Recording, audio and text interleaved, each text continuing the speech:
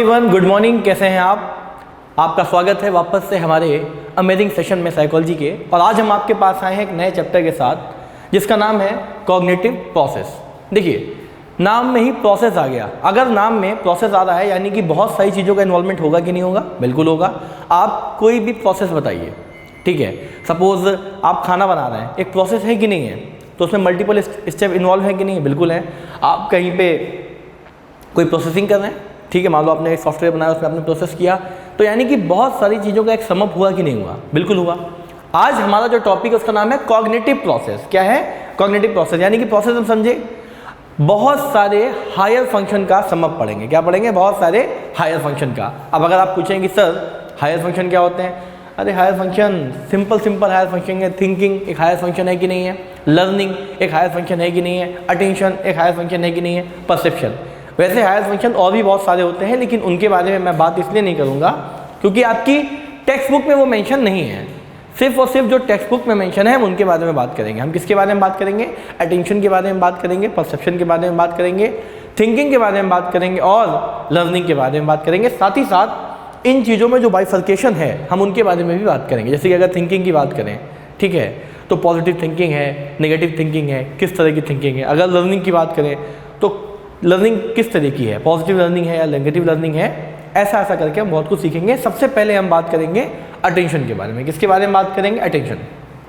और attention word जो है आप स्टूडेंट्स ने क्लास में बहुत बात सुना होगा कि be attentive in the class, बातें मत करो, अटेंशन प्लीज़। और कई सारे लोग होते हैं जो अटेंशन सीकर होते हैं, यानी कि लोगों का ध्यान अपनी ओर आकर्षित करना चाहते हैं। तो अटेंशन वर्ड से तो हम फैमिलियर हैं, परसेप्शन से भी फैमिलियर हैं, थिंकिंग और लर्निंग, ये सारे वर्ड जो हैं ये हमारे फैमिलियर वर्ड्स हैं। लेकिन आज के सेशन में हम ये जानेंगे कि इन शब्दों का असल मीनिंग क्या है। What is the real meaning? Learning मतलब हम यहाँ तक हम लर्निंग में ये सीखेंगे कि सीखते कैसे हैं, ठीक है। और आपके मन में जो भी एक थॉट प्रोसेस बनी हुई है लर्निंग को लेके, वो लर्निंग नहीं है। एक एक करके हम सारी चीज़ों पे बात करेंगे। सबसे पहले हम बात करेंगे किसके ऊपर? अटेंशन के बारे में बात करेंगे, ठीक है। देखिए, एक बार मैं डेफिनेशन रीड करता हूँ, उसके बाद हम उस पर वन बाय वन बात करना शुरू करेंगे। Introduction: higher function of the brain by which we become aware and understand world around us।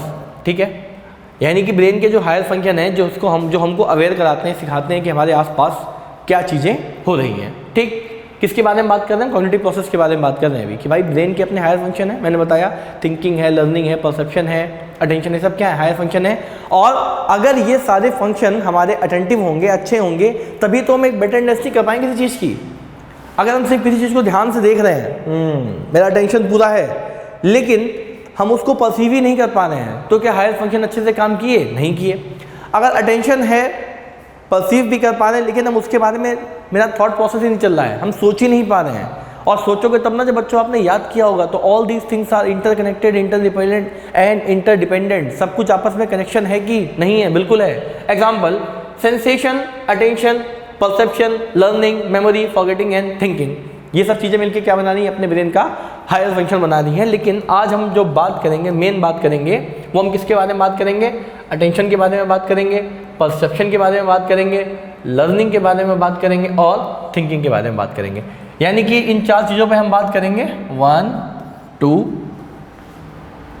3 and 4। Okay, ठीक है। अगर आपके पास बहुत सारी चीज़ें रख दी जाएं, लेकिन आपका ध्यान तो किसी एक चीज़ पे जाएगा। सपोज़ आप एक शॉप पे गए, जिसमें बहुत सारे शर्ट्स रखे हैं, बहुत सारे कपड़े रखे हैं, तो क्या आपका दिमाग, आपका ध्यान सब पे जा रहा है? नहीं, ध्यान तो किसी एक चीज़ पे जाएगा ना। उसी को हम क्या बोलेंगे कि भाई मेरा ना अटेंशन जो है वो उधर जा रहा है, मेरा अटेंशन क्लास में एक तरफ जा रहा है, लास्ट बेंच पे।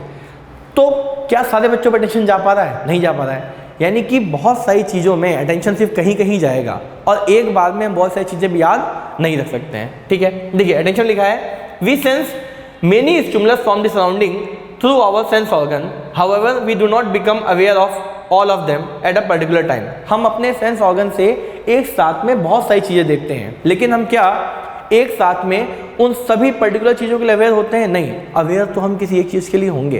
क्यों? क्योंकि अटेंशन की भी अपनी एक लिमिटेशन है। सब पे चला जाएगा तो फिर डिस्ट्रैक्शन हो जाएगा ना, कि मेरा इधर भी ध्यान जा रहा है, उधर भी ध्यान जा रहा है। Attention means focus. क्या है? Focus. Example note: attention is considered as a selective process. क्या करेंगे?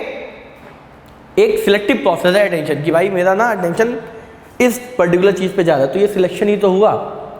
अगर जैसे मान लीजिए कि आप स्वयंवर में गए, स्वयंवर जानते हैं, जब आपकी शादी वगैरह होती है, बहुत सारे लोग होते हैं, ठीक है, जैसे पुराने टाइम पे हुआ करता था, तो रानी, अगर रानी का स्वयंवर हो रहा है तो रानी का अटेंशन यानी रानी का ध्यान जो है एक पर्टिकुलर राजा पे जाएगा कि मुझे ना इससे शादी करनी है, ठीक। तो ये सिलेक्टिव हुआ कि नहीं हुआ? बिल्कुल हुआ। और सिलेक्टिव प्रोसेस है, अटेंशन एक जगह गया, अगर सभी पे चला गया तो क्या हो जाएगा? डिस्ट्रैक्शन हो जाएगा। तो उससे आपको कंफ्यूज नहीं होना है कि अटेंशन क्या है, डिस्ट्रैक्शन क्या है। ये तो बहुत जनरल वर्ड्स हैं, हमने अपने क्लासरूम में अपने टीचर से भी कई बार सुने होंगे, ठीक है।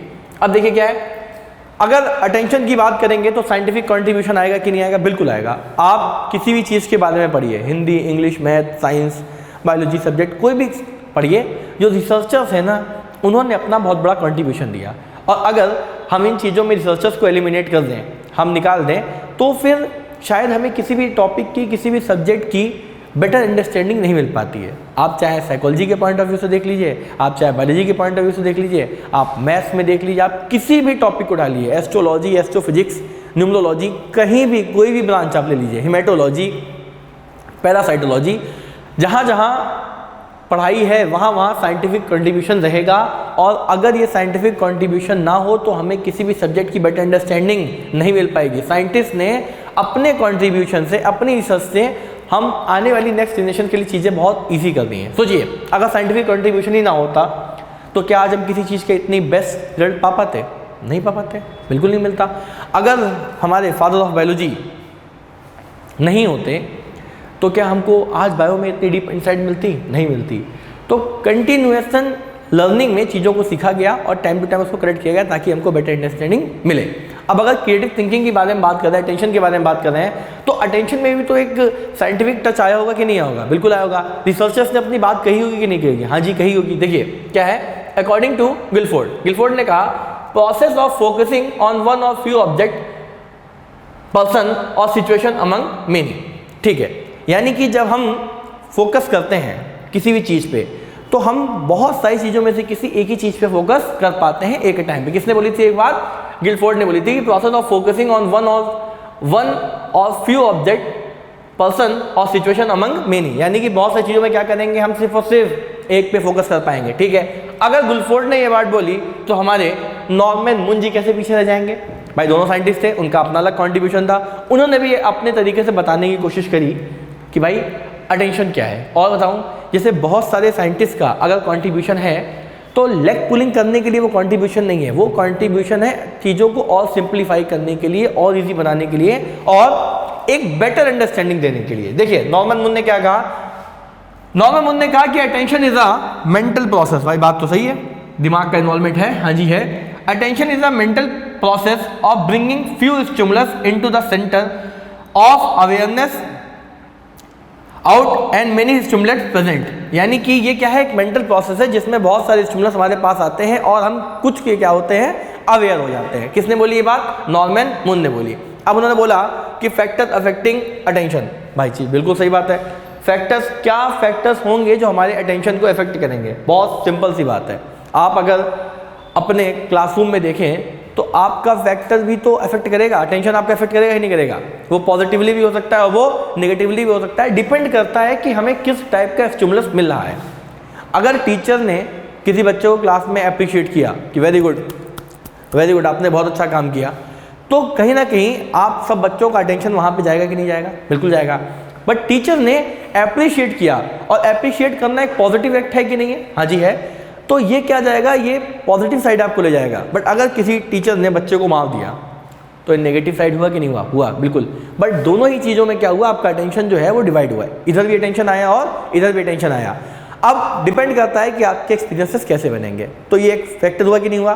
और मान लो टीचर ने बच्चे को मार दिया या टीचर ने बच्चे को अप्रिशिएट कर दिया, ये एक्सटर्नल फैक्टर है कि आपको कुछ दिख रहा है कि मैंने क्या कर बातें बनी, हाँ, या मैंने कहा वेरी गुड, ठीक। तो ये चीज़ आपको विजिबल है कि नहीं है? हैं?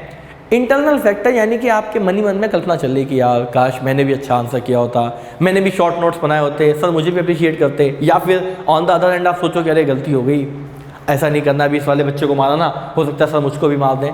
तो ये चीज़ हो सकती है कि नहीं हो सकती है? बिल्कुल हो सकती है। अगर घर में बड़े भाई ने कुछ अच्छा काम किया तो फादर ने उसको अप्रिशिएट किया तो बच्चे का टेंशन गया, क्या जब आप भैया कितने मार्क्स आए थे, अपने को भी अच्छा काम करना है। कम मार्क्स पे अगर मार दिया तो भी टेंशन गया, और फिर वो सोचेगा। यानी कि एक्सटर्नल फैक्टर भी हो सकते हैं और इंटरनल फैक्टर भी हो सकते हैं। किसके लिए? हमारे अटेंशन को इफेक्ट करने के लिए। एक एक करके देखते हैं। चलिए, मूवमेंट। क्या मूवमेंट से आपका डिस्ट्रैक्शन अटेंशन होता है कि नहीं होता है? बिल्कुल होता है। अगर मान लीजिए कि मैं आप पढ़ाते समय ऐसा बार बार बहुत ज़ोर दौड़ रहा हूँ बोर्ड के आसपास, तो अटेंशन बनेगा कि नहीं बनेगा? या डिस्टर्ब हो जाएंगे कि अरे यार सर एक जगह रुक के पढ़ा दो।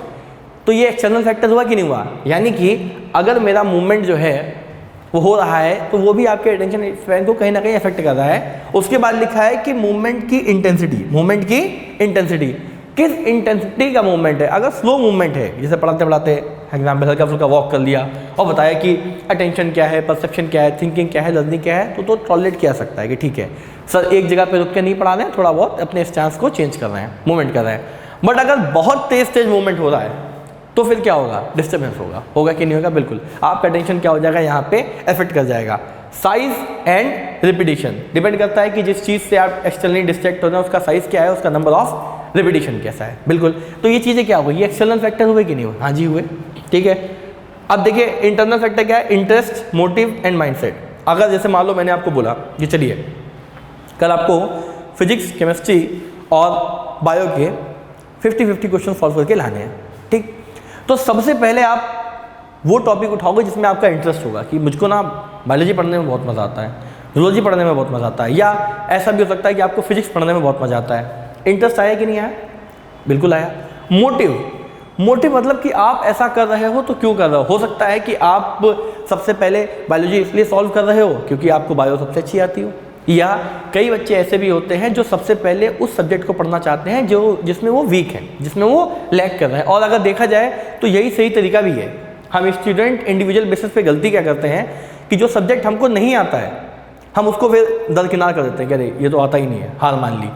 बट जो आता है उसको हम बहुत ज़्यादा टाइम देते हैं। बच्चों आपको टीचर नहीं बनना है, आपको सिलेक्ट होना है, डॉक्टर बनना है या फिर इंजीनियर बनना है। और सिलेक्शन के लिए फिजिक्स, केमिस्ट्री, मैथ, बायो ये आपको इक्वल इंपॉर्टेंस देना पड़ेगा, क्योंकि एग्जाम में क्वेश्चन आपको फिजिक्स का भी मिलेगा, केमिस्ट्री का भी मिलेगा, बायोलॉजी का भी मिलेगा। और अगर कोई चीज़ आपको आती है, आपका ज़्यादा से ज़्यादा टाइम उसी चीज़ पर चला जाता है, तो फिर तो बाकी चीज़ों के साथ जस्टिस नहीं हो पा रहा है ना। आप फिजिक्स कब पढ़ोगे, आप केमिस्ट्री कब पढ़ोगे? तो जहाँ पे जो चीज़ नहीं आती उस पर ज़्यादा से ज़्यादा टाइम दीजिए। सपोज अगर कोई क्रिकेटर है वो यॉर्कर पे आउट हो जाता है तो इसको यॉर्कर खेलना नहीं आ रही है, अब वो क्या कर रहा है?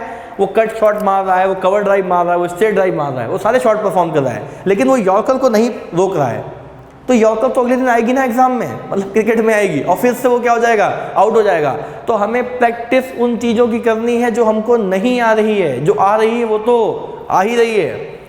मोटिव और माइंडसेट, किसी करने का रीज़न क्या हो सकता है? भाई रीज़न हो सकता है कि भाई मैंने पहले बायो करी क्योंकि स्कोरिंग ज़्यादा है, या मैंने पहले फिजिक्स करी क्योंकि मुझे वो टफ लग सकता है। बहुत सारे सीक्वेंशियल प्रोसेस होते हैं कि अगर आप कोई काम कर रहे हैं इसमें आपका इंटरेस्ट क्या है, मोटिव क्या है और माइंडसेट क्या है, कितने इंटरेस्ट से कर रहे हैं, पर्पस क्या है और मन में क्या थॉट प्रोसेस चल रही है। ये फैक्टर्स क्या है आपके अटेंशन को इफेक्ट कर सकते हैं। इंटरनल फैक्टर भी हो सकते हैं, साथ ही साथ एक्सटर्नल फैक्टर भी हो सकते हैं। अब देखिए क्या है एस्पेक्ट ऑफ अटेंशन। 4 पॉइंट्स हैं, इन पे हम बारी बारी बात करेंगे नेक्स्ट स्लाइड में। अभी सिर्फ हम उन पॉइंट्स के मतलब समझते हैं। फर्स्ट है स्पैन ऑफ अटेंशन, दूसरा है distraction of attention, division of attention और fluctuation of attention. Very good. Attention span मतलब अगर आप मुझे क्लास में ध्यान से सुन रहे हैं तो आप कितनी देर ध्यान से सुन रहे हैं। ये स्पैन हुआ नहीं हुआ, टाइम ड्यूरेशन हुआ कि नहीं हुआ? बिल्कुल हुआ कि भाई सर का लेक्चर लगाया तो यूट्यूब पे, लेकिन 15-20 मिनट बाद हो गया कि चलो एक शॉर्ट्स देख लेते हैं, पूर्व झा की एक वीडियो आई है उसको देख लेते हैं, हर्ष बेनीवाल का शॉर्ट्स देख लेते हैं, कैरी की वीडियो आई है। तो ये आपका टाइम स्पेंड क्या हो गया? कम हो गया ना। अगर आपने अपने मोबाइल फ़ोन को टच किया है कि सर का वीडियो देखेंगे तो उसको make sure you complete it, otherwise फिर क्या होगा? कनेक्शन टूटता है। अगला क्या है? डिस्ट्रैक्शन। मैंने ये बताया कि मोबाइल उठाया था वीडियो देखने के लिए, देखने क्या लगे? Shorts, reels, dance. डिस्ट्रैक्शन हुआ कि नहीं हुआ? और डिवीजन ऑफ अटेंशन, कई बार हमारा अटेंशन बढ़ जाता है जब हम मल्टीटास्किंग होने की कोशिश करते हैं, एक ही टाइम पे 2 चीज़ें करने की कोशिश करते हैं। क्या ये पॉसिबल है? नहीं। एक टाइम पे, जैसे कहते हैं ना एक पंथ दो काज, एक कहावत थी कि एक समय पे 2 काज कर रहे हैं ना, एक टाइम पे एक ही अगर आप काम करेंगे तभी आपकी एफिशिएंसी जो है अच्छी आएगी। लास्ट है फ्लक्चुएशन ऑफ अटेंशन। कई बच्चे कहते हैं कि सर मेरा ना अटेंशन ऐसे फ्लक्चुएट करता रहता है कि थोड़ी देर तो मैं बहुत ध्यान से सुनता हूँ, फिर मैं कहीं ख्याली दुनिया में चला जाता हूँ, फिर मुझे वापस लाना पड़ता है, फिर मेरा अटेंशन ऐसे फ्लक्चुएट करता है। तो अटेंशन का फ्लक्चुएट होना क्या अच्छी बात है, खराब बात है? क्या अटेंशन का डिवीजन होना अच्छी बात है, खराब बात है? क्या डिस्ट्रैक्शन होना अच्छी बात है? बहुत खराब बात है। यस और नो? बिल्कुल। और अगर देखा जाए तो इसमें गलती आपकी नहीं है, ये एज ही ऐसी है जिसमें डिस्ट्रैक्शन होंगे ही होंगे, और साथ ही साथ स्पेन, जिस पर ये हम बात करेंगे। अब आपको क्या करना है, एक बच्चों एक्टिविटी परफॉर्म करनी। देखिए इसमें क्या लिखा है, discuss with your teacher how to increase attention by minimising the distraction. ठीक, आप अपने टीचर के पास जाइए, जो भी टीचर आपका फेवरेट हो, और चाहे अपने पेरेंट्स के पास भी जा सकते हैं, ठीक है, लेकिन पेरेंट्स के पास जाने में थोड़ा सा रिस्क है। क्यों? क्योंकि वहाँ पे एक एक्सटर्नल फोर्स आ सकता है जिसको चाटा कहते हैं। ठीक, आप अपने टीचर के पास जाइए और बोलिए कि मुझे ना अपना अटेंशन स्पैन बढ़ाना है। क्या बढ़ाना है? अटेंशन स्पैन बढ़ाना है और डिस्ट्रैक्शन को कम करना है। तो चीज़ों को काउंटर बैलेंस करना है। बिल्कुल, आपको क्या करना है, अपना अटेंशन स्पैन बढ़ाना है और डिस्ट्रैक्शन को कम करना है। तो टीचर आपसे पूछेगा कि नहीं पूछेगा कि पहले तो ये बताओ कि आपको डिस्ट्रैक्शन है तो किस टाइप का है? क्या घर में कलेश होता है, उस बात का डिस्ट्रैक्शन है? या आप एक रिलेशनशिप में जिससे भी आपका ब्रेकअप हुआ है उसका डिस्ट्रैक्शन है? या आप ओवर थिंकिंग करते हैं? डिस्ट्रैक्शन कैसा है बेटा? डिस्ट्रैक्शन तो बहुत सारे तरीके के हो सकते हैं, हाँ या ना? बिल्कुल। सोशल मीडिया, आपने बताया कि मैं ना सोशल मीडिया बहुत देखता हूँ, मैं रील्स बहुत देखता हूँ, ठीक है, मोबाइल बहुत चलाता हूँ, इन्वायरमेंटल फैक्टर और फिजियोलॉजिकल डिस्कम्फर्ट, या फिर मेरी तबीयत वगैरह ख़राब है। ठीक, तो फिर अलग अलग टीचर्स के अलग अलग सेट्स ऑफ आपको आंसर आएंगे। हो सकता है कई लोग बोले कि सोशल मीडिया के जितने भी ऐप हैं, इंस्टाग्राम, ट्विटर, फेसबुक, यूट्यूब, इसको क्या करो, आप हटा दो। मे बी एक दूसरा टीचर आपको ये बोले कि बेटा कंप्लीटली तो विड्रॉ करना बहुत मुश्किल है, कि आप यहाँ पे एक काम करो, आप अपने टाइम ड्यूरेशन को लिमिट कर दो। क्या कर दो? टाइम ड्यूरेशन को लिमिट कर दो। फिर कोई दूसरा टीचर कह सकता है कि एक काम करो, एक बार जी भर के चला लो, जितना चलाना हो, उसके बाद दिन भर मत चलाओ। तो अलग अलग टीचर्स के, अलग अलग लोगों के अलग अलग एक्सप्लेनेशन आएंगे कि नहीं आएंगे, बट लास्ट में सबका सम टोटल क्या होगा, सबकी कोशिश यही रहेगी कि भाई चाहे कुछ भी हो जाए, बट हमारा जो अटेंशन है वो टूटना नहीं चाहिए, और वापस से लाइफ हमारी सेट बैक टू नॉर्मल आ जाए, और जितने डिस्ट्रैक्शंस हैं हमारे वो क्या हो जाए, अवॉइड हो जाए। ओके, नेक्स्ट यहाँ पढ़ते हैं। अब हम बात करेंगे स्पैन ऑफ अटेंशन। किसकी बात करेंगे? जो पीछे पॉइंट लिखे थे, span of attention, distraction, fluctuation, division, उन सभी पॉइंट्स को इस स्लाइड में डिस्कस किया गया है, और बहुत छोटी सी, बहुत सिंपल सी स्लाइड है। देखिए, span of attention, our attention span is very limited, it can be described as a total number of stimulus that we can aware in a single glance. ठीक है, अगर जैसे मान लीजिए आपके सामने मैंने बहुत सारे एक अल्फाबेट लिख दिए, ठीक है, एक ऐसा बॉक्स बनाया जिसमें बहुत सारे अल्फाबेट लिखे, A B C D X Y Z, almost सारे अल्फाबेट लिखे हैं। अगर आपको याद हो तो क्या कभी आप अपनी आई टेस्ट कराने गए? शायद गए हों, या आपने कोई पेरेंट्स वगैरह आपके गए होंगे। तो उसमें देखिए सामने ऑब्जेक्ट रखा होता है और अलग अलग तरह के लेंस डाले जाते हैं, पावर के, नंबर के, तो बुलाता है कि चलो देख के बताओ क्या लिखा है। तो जो बड़े अल्फाबेट है ए बी सी वो तो हम क्लियरली पढ़ देते हैं, बट नीचे एक सर्कल बना होता है जिसमें बहुत सारे अल्फाबेट लिखे होते हैं, और जिगजैग मैनर में लिखे हैं, क्रिस क्रॉस मैनर में लिखे हैं, टेढ़े मेढ़े लिखे हैं, और बुलाता है कि देख के बताओ क्या दिख रहा है आपको। तो कई बार उसमें हम कंफर्टेबल नहीं होते हैं आंसर करने में, कि यार समझ भी नहीं आ रहा सर क्या लिखा है। ठीक है, तो क्या बता रहा है, हमारा अटेंशन स्पैन क्या है, लिमिटेड है। For a normal adult attention span very between two 7 to 8 digit और 7 to 8 अल्फाबेट, हाँ या ना?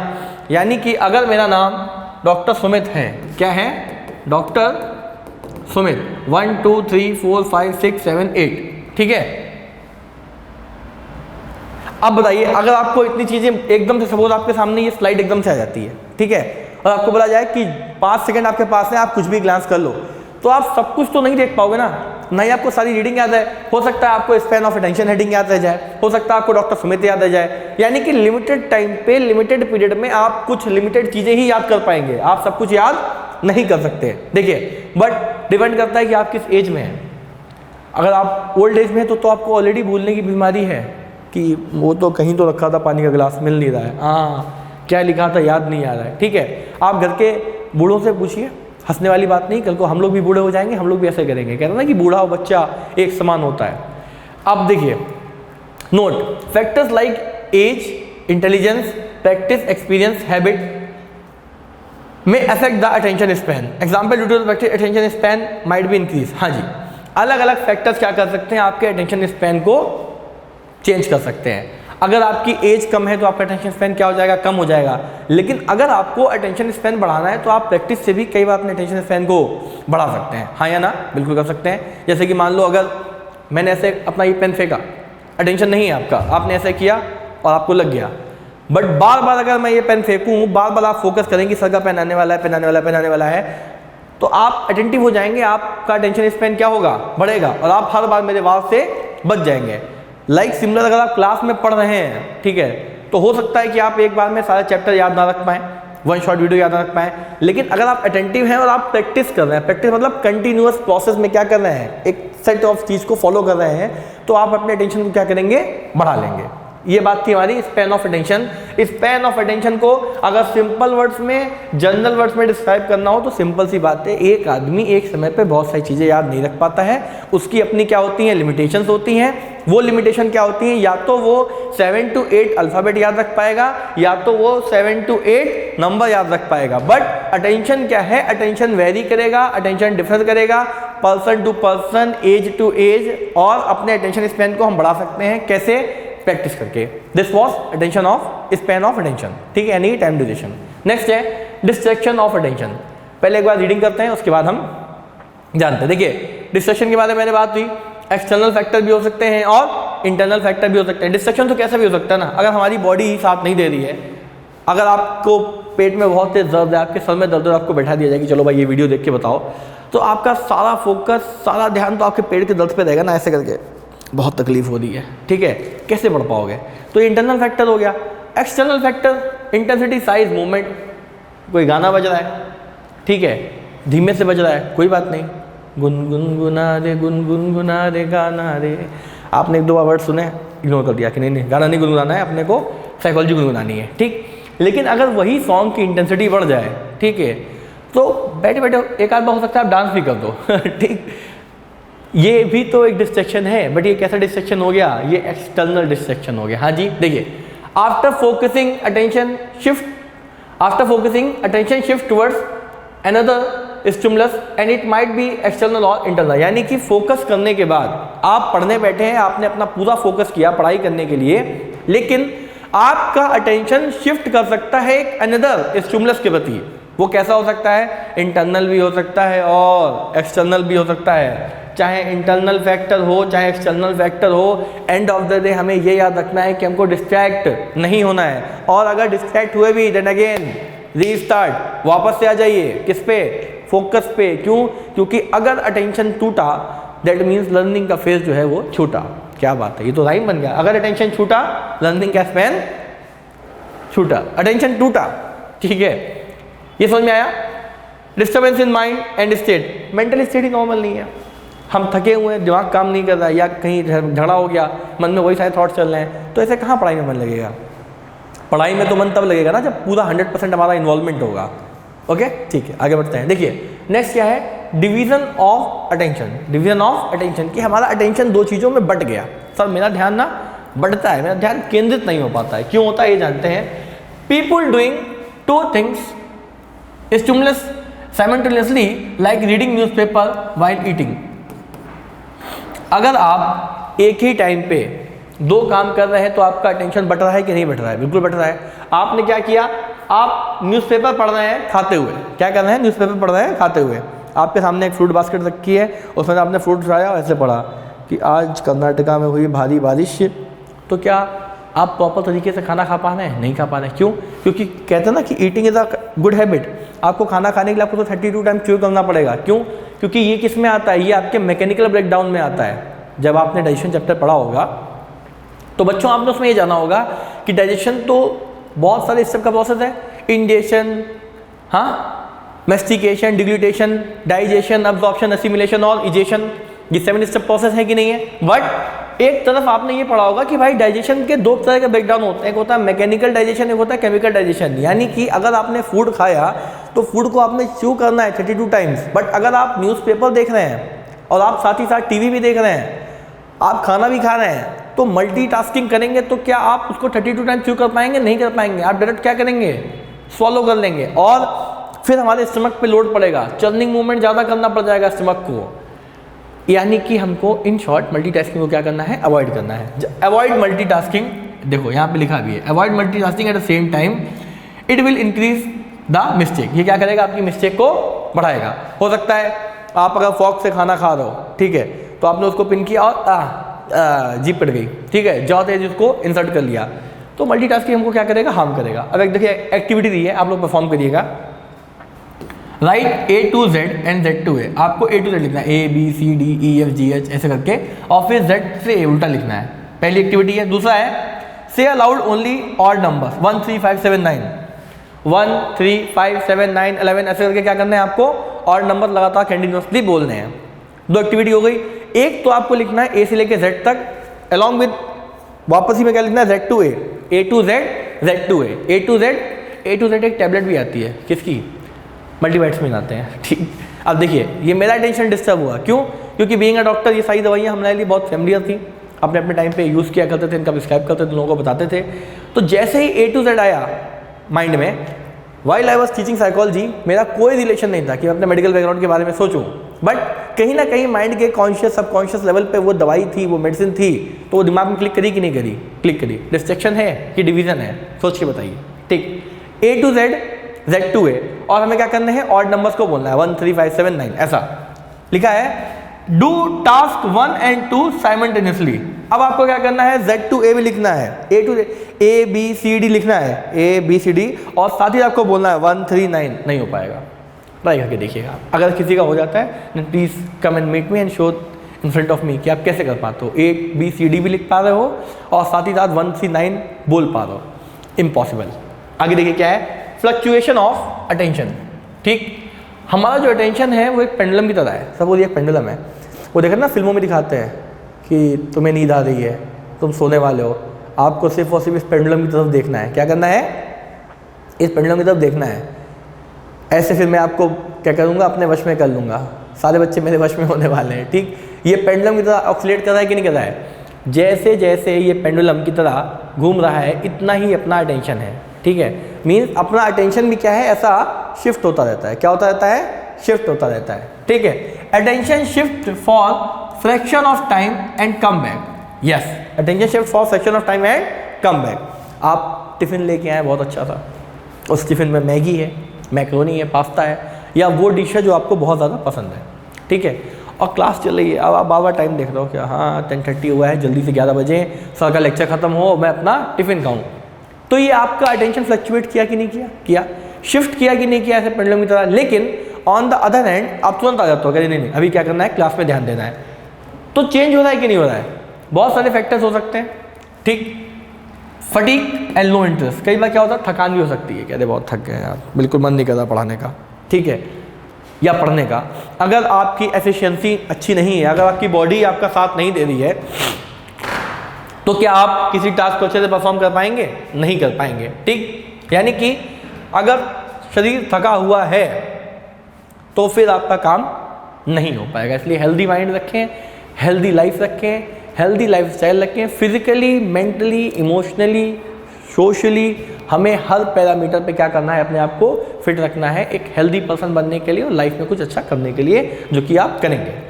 एग्जाम्पल देखिए, in a class attention shift to a friend sitting beside you, again you pay attention back to the class. यानी कि कई बार teacher class में पढ़ा रहा है और पीछे बातें चल रही, सर को देखो, सर का फोन आ रहा है, तो ये अटेंशन शिफ्ट हुआ कि नहीं हुआ, बिल्कुल हुआ। बट जैसे ही सर की नजर आप पे पड़ी, क्या बात है भाई, क्या चल रहा है, वापस से आप कहाँ पे आ गए, बोर्ड पे आ गए। यानी कि अटेंशन क्या करेगा, शिफ्ट करेगा। So this was all about attention. हमने अटेंशन के बारे में जाना कि span of time, distraction of attention, division of attention, fluctuation of attention. Next देखते हैं क्या है।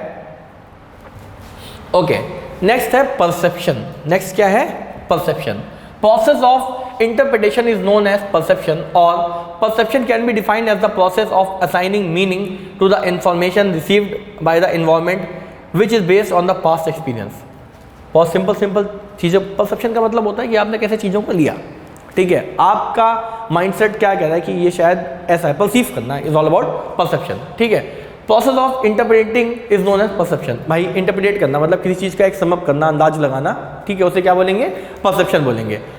अब एक एक्टिविटी दी है चाइनीज़ की, ठीक है, उसको आप पढ़ने की कोशिश करिएगा, उसमें बताएंगे भाई अगर कोई चाइनीज़ आदमी आपसे कुछ कहना चाहे शॉम सिंग चिंग चॉन्ग चिंग चॉन्ग चॉन्ग, क्या बोला क्या बोला मैंने, बताइए। या फिर अगर आपने बाहुबली मूवी देखी होगी तो उसमें जब भल्लाल देव की मम्मी जो है शिवगामी देवी, वो जाती हैं सामने वाले अपोजिशन से बात करने, हालांकि उसकी लैंग्वेज चाइनीज़ नहीं है बट उसकी लैंग्वेज चाइनीज़ से भी टफ है, निम्डा दो ग्रोस टेलमी गुफ्तगू, क्या है कुछ समझ में नहीं आया, लेकिन शायद वो लोग ये कहना चाह रहे थे कि तुम यहाँ से छोड़ के चले जाओ वरना तुम सब मारे जाओगे। तो ये हम एक आइडिया लगाते हैं कि लगाते हैं। अगर आप साउथ में जाइए, ठीक है, तो वहाँ की लैंग्वेज दूसरी है, उसमें बोलेंगे निदान निदान निदान। कहो निदान, कौन सा दान करना है भाई, दान नहीं करना है, निदान। अगर कोई साउथ इंडियन ये क्या कहते हैं वीडियो देख रहा होगा तो डेफिनेटली बताएगा कि what is the meaning of निदान। परसेप्शन यानी कि परसीव करना, एक आइडिया लगाना, समझ लो, इंटरप्रिटेट करना। वो बोल रहा है निदान, तो आप उसके हैंड एक्सपीरियंस देख रहे हो ना कि यार निदान निदान निदान मतलब शायद ये बैठने को बोल रहा है, निदान मतलब बैठ जाओ, ठीक है। कुदकोली मलकोली, कुदकोली लैंग्वेज हमें समझ में नहीं आ रही है, लेकिन शायद हम एक परसीव कर पाए कि उसके हाथों का एक्शन क्या कहना है, उठो, ठीक है, मारो बेको, ट्राई ट्राई हो ना, मारो ट्राई मारो, कीप इट, ठीक। तो कई बार हम सिर्फ और सिर्फ आइडिया लगाते हैं, क्या लगाते हैं, आइडिया लगाते हैं कि पर्सन क्या कहना चाहता है। Perception equals to sensation plus assigning meaning to the sensation based on the past experience, यानी कि आपने एक सेंसेशन देखा और आपने एक मीनिंग असाइन किया अपने पास्ट एक्सपीरियंस पे। लास्ट टाइम अगर आप कहीं गए, आप साउथ में हैं और किसी ने बोला अन्ना निदान, आपको नहीं पता बट कोई ऐसा ऐसा ट्रांसलेट कर दिया कि ब्रदर निदान मीन्स उठो, निदान मीन्स उठो, ठीक है, या निदान मीन्स बैठो, ऐसा जो भी उनके वर्ड्स हैं, ठीक है। ट्राई मारी, ठीक, तो ट्राई तो आपको समझ गया, मारी मतलब मारो। अगली बार आपने क्या किया, जब भी आपने ट्राई मारी सुना, आपने क्या कर दिया, ट्राई मार दिया। क्या ये बात समझ में आई कि परसेप्शन इज बेसली, आप चाहें तो ऐसा बॉक्स बना के लिख सकते हैं, sensation plus assigning meaning to the sensation based on the past experience. क्या आपने सेंसेशन को देखा और आपने मीनिंग असाइन किया, क्या किया, अपने पास्ट एक्सपीरियंस के बेस पे। ओके, अब देखिए phenomena associated with perception, phenomena associated with perception.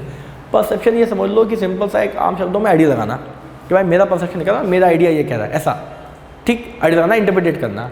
देखिए इसमें क्या लिखा है, पहले लिखा है टॉप डाउन प्रोसेस, क्या लिखा है, टॉप डाउन प्रोसेस। अब अगर मैं आपसे बोलूं कि ये जो मैंने लिखा है कि ये बताओ क्या लिखा है, तो आप बोलोगे कि ये लिखा है LHB। क्या लिखा है, LHB। LHB साथियों आप लोग इस लोग बोलेंगे क्योंकि ये L भी क्या है, एक अल्फाबेट है, ये H भी क्या है, एक अल्फाबेट है, और ये B भी क्या है, एक अल्फाबेट है कि नहीं है। तो इतना तो परसिवरेंस किया ना, इतना तो परसीव किया, इतना परसेप्शन का यूज किया कि अगर L है H है तो यानी कि अल्फाबेट्स हैं कि नहीं है, और अगर L और H है तो हम आइडिया लगाएंगे ना कि भाई LHOB ही लिखा होगा, क्यों 1 3 लिखा होगा, बिल्कुल। इसको क्या बोलेंगे, टॉप डाउन प्रोसेसिंग। आपको देखने में समझ में नहीं आ रहा है, लेकिन आपने क्या किया, आइडिया लगा लिया कि अगर LH है तो क्या होगा, B होगा। LH ल्यूटिनाइजिंग हार्मोन में चला गया था मैं, ठीक है, क्योंकि बायो का टीचर हूँ अलग, ठीक। अब देखिए क्या है, most of you have perceived the third stimulus, ये कौन सा स्टिमुलस है, third stimulus. Most of you have perceived the third stimulus giving above the as letter when it's 1 3, ठीक। अब बताइए क्या ये बात समझ में आ रही है, क्या आपको ये बात समझ में आई कि आप लोगों ने क्या किया होगा, इसको लेटर बी कंसीडर किया होगा, क्या किया होगा, लेटर बी कंसीडर किया होगा instead of 1 3, LHB, LHB not LH1 3, क्यों, क्योंकि ये परसेप्शन किसका है, अल्फाबेट्स का परसेप्शन करना है, किसका करना है, अल्फाबेट्स का। अब इसको क्या बोलेंगे, टॉप डाउन प्रोसेसिंग। अब देखिए क्या है, बॉटम अप प्रोसेसिंग, स्टार है, एरो है और शायद 1 3 है। क्या लिखा है, देखिए most of you have perceived the third letter as 1 3, it have been happening during the bottom up process. अब बताइए, अब अगर आपको लगा कि यार ये तो कुछ ग्राफिकल रिप्रेजेंटेशन है, कुछ मैथमेटिक रिप्रेजेंटेशन लग रही है, स्टार है, एरो है, तो ये सब कहाँ पे आता है, एरो लगाओ, स्टार लगाओ, वेक्टर्स में फिजिक्स में आता है कि नहीं आता है। तो इसको आपने क्या पढ़ दिया, 13 पढ़ दिया, क्यों, क्योंकि ये प्रेजेंटेशन यहाँ पे कोई भी अल्फाबेट नहीं है, नंबर्स के फॉर्मेट में है। क्या आपने इसको भी पढ़ा, नहीं पढ़ा। इसको क्या बोलेंगे, बॉटम अप प्रोसेस। क्या बोलेंगे, बॉटम अप प्रोसेस। दूसरा क्या है, एक है टॉप डाउन, एक है बॉटम अप। टॉप डाउन और बॉटम अप। टॉप डाउन में आपने LHB पढ़ा ना कि LH1 3, और बॉटम अप ने क्या किया, 1 3 पढ़ा ना कि B। अब देखिए लॉज ऑफ परसेप्चुअल ऑर्गेनाइजेशन, क्या है टॉपिक अपना, लॉज ऑफ परसेप्चुअल ऑर्गेनाइजेशन। इसमें हमने पढ़ा, भाई जर्मन साइकोलॉजिस्ट थे मैक्स वेटमर, इन्होंने ये बात बोली थी, और इसमें हमने जाना कि लॉ ऑफ प्रॉक्सिमिटी क्या है, लॉ ऑफ सिमिलरिटी क्या है, लॉ ऑफ कंटिन्यूएशन क्या है, लॉ ऑफ क्लोजर क्या है। ये 4 लॉ हमने जानेंगे 1 बाय 1 और चारों ही बहुत सिमिलर हैं। अगर आप अटेंशन स्पैन को अपना बढ़ाएंगे, ध्यान से बोर्ड को देखेंगे, तो आप शायद हार्डली 5 मिनट में ये सारे लॉ को याद कर लेंगे और बाद में you will thank me later. Okay, तो क्या हम शुरू करें? अभी तक हमने क्या जाना? अभी तक हमने जाना कि कॉग्निटिव प्रोसेस मतलब क्या बात हो रही है, ब्रेन के हायर फंक्शन की बात हो रही है। और ब्रेन के हायर फंक्शन की अगर बात हो रही है तो ब्रेन के हायर फंक्शन में क्या क्या आएगा? अटेंशन आएगा, परसेप्शन आएगा, थिंकिंग आएगी और लर्निंग आएगी। और भी बहुत सारे फैक्टर आते हैं, लेकिन हम उस पर बात नहीं करेंगे। क्यों? क्योंकि वो फिर हायर स्टडीज़ में आएगा, जब आप साइकोलॉजी में कोई मास्टर करें या फिर पीएचडी करें। अपने को साइकोलॉजी कहाँ तक पढ़ना है? सिर्फ और सिर्फ 12th तक, क्योंकि उसके बाद हम बनेंगे डॉक्टर। क्या बनेंगे? डॉक्टर। आपका जो भी डॉक्टर आपका नाम है उसके नाम पे क्या लगेगा? Doctor. Doctor Sumit Pandey, doctor Shraddha Gupta, जो भी आपका नाम है ऐसा। ठीक है, चलिए आगे बढ़ते हैं। सबसे पहले हम क्या पढ़ेंगे? Law of proximity. क्या पढ़ेंगे? Law of proximity. डन। अब आप देखिए, कहोगे अरे सर ये तो बहुत ही डिफिकल्ट लग रहा है, क्या आपने सर्कल बना रखे हैं, फिर क्रॉस बना रखे हैं, फिर ये एरो ट्रायंगल। आप फिजिक्स के टीचर हो, बायोलॉजी के टीचर हो, या फिर आप साइकोलॉजी के टीचर हो, मैथ्स के टीचर हो, साइकोलॉजी में इतने क्रॉस किस क्रॉस क्यों आ गए? आ गए आपको समझाने के लिए। किस लिए आ गए? आपको समझाने के लिए। पढ़ेगा इंडिया तभी तो बढ़ेगा इंडिया। ध्यान से सुनिए, ध्यान से सुनिए। ठीक है, पहला क्या है? Law of proximity. Stimulus that are near to each other are perceived together. अब देखिए, अगर मैंने आपसे बोलूं कि यहाँ पे कितने डॉट्स हैं, तो आप बोलोगे कि 4 डॉट्स के 5 सेट्स हैं। क्या बोलोगे? 4 डॉट्स के 5 सेट्स हैं। 4 डॉट 5 सेट आया ना? 1 2 3 4 5। क्योंकि जो पास पास है उसको आपने परसीव किया, ना कि आपने ये कहा कि सर 1 2 3 4 5 6 7 8 9 10 सर्कल्स की 2 रो हैं। 10 सर्कल्स की 2 रो हैं। इंस्टेड ऑफ सेइंग 10 सर्कल की 2 रो हैं, आपने कहा कि सर 4 सर्कल्स के 5 सेट है। क्योंकि जो पास पास है हम उसको पहले क्या करेंगे? ज़्यादा जल्दी परसीव करेंगे। करेंगे कि नहीं करेंगे? बिल्कुल करेंगे। लॉ ऑफ प्रॉक्सिमिटी में ये बताया गया। अरे भाई, अगर एक क्लास में 10 बच्चे हैं, हमने सब अलग अलग खड़े हो जाओ, 5 लड़के हैं 5 लड़कियाँ हैं, ठीक है, तो 2-2 के पेयर में खड़े हो गए, तो आप क्या कहेंगे कि सर 2-2 के 5 सेट हैं, या फिर ये बोलेंगे कि 5 लड़कियों के 5 सेट हैं, 5 लड़कों के 5 सेट हैं। इतना कॉम्प्लेक्स नहीं करना है अपने को, सिर्फ क्या बोलना है? प्रॉक्सिमिटी का मतलब जो पास है वो दिखेगा, जो दूर है वो हटेगा। ठीक। Law of similarity. Law of similarity. Stimulus that are similar to each other are perceived together. Stimulus we are that are similar, यानी कि जो सिमिलर हैं उसको हम परसीव करेंगे। अब आप ये बताइए, ये एरो, ये क्रॉस और सर्कल में सिमिलर क्या है? भाई साहब 2 सर्कल सिमिलर है कि नहीं है? तो आप इसका सिमिलरिटी ऐसे निकालेंगे कि भाई ऊपर 2 सर्कल और नीचे 2, इधर 2 क्रॉस। यस और नो? ना कि ऐसा सीधा स्ट्रेट लाइन में पढ़ेंगे। लॉ ऑफ प्रॉक्सिमिटी हमको बताती है कि जो पास पास है हम उनको काउंट करेंगे। लॉ ऑफ सिमिलरिटी हमको बताती है क्या? जो सिमिलर पैटर्न में हम उनको क्रॉस करेंगे। Law of continuation. There is an tendency to perceive a stimulus in a continuation according to the established direction. ये बताता है कि भाई किसी भी स्टिमुलस को एक कंटिन्यूएशन में परसीव करने की हमारी आदत होती है। क्या आदत होती है? कंटिन्यूएशन में परसीव करने की हमारी आदत होती है किसी भी स्टिमुलेशन को। अब देखो, जैसे मान लो ये डायग्राम बना है, आप लोग कई लोग कहेंगे कि सर ये शायद एक एंगल है। क्या है? एक एंगल है। बहुत लोग ये भी कह सकते हैं कि सर एक एल है, लेकिन एल है तो इसका साइज बड़ा लग रहा है, चलो छोटा कर देते हैं। बुक के टेक्सचर्स के बारे में बात करते हैं।